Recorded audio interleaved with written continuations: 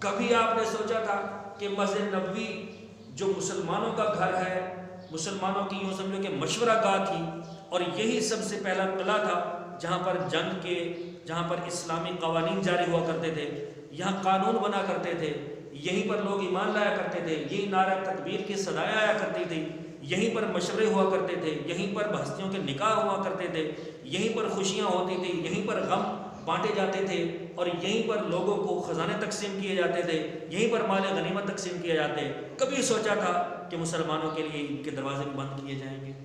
کبھی سوچا تھا کہ مسجد حرم کے دروازے بھی ہمارے لیے بند کیے جائیں گے؟ کبھی ہم نے سوچا کہ خانہ کعبہ جو کہ طواف اللہ تبارک و تعالیٰ کی عظیم نشانیوں میں سے ایک عظیم نشانی ہے کہ پوری دنیا کے اندر ایک ایسی عبادت گاہ کہ اس جیسی عبادت پوری دنیا میں نہ کی جائے۔ ایک واقعہ بھی سناتا ہوں۔ اب کعبہ معظمہ کو خالی کرانا کبھی ہم نے سوچا ہے؟ ہماری زندگی پر کبھی فرق پڑنے والا نہ تھا، نہ ہے، اور شاید نہ ہی کبھی ہوگا۔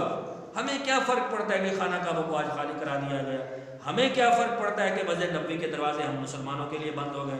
ہمیں کیا فرق پڑتا ہے اس بات کا کہ فلائٹیں بند ہو گئی عمرہ جانے کے لیے؟ میں نے کون سا عمرہ کرنا ہے؟ ہمیں کیا فرق پڑتا ہے اس بات کا کہ ہمیں جو ہے نا وہ کعبے کی طرف نہیں آنے دیا جا رہا؟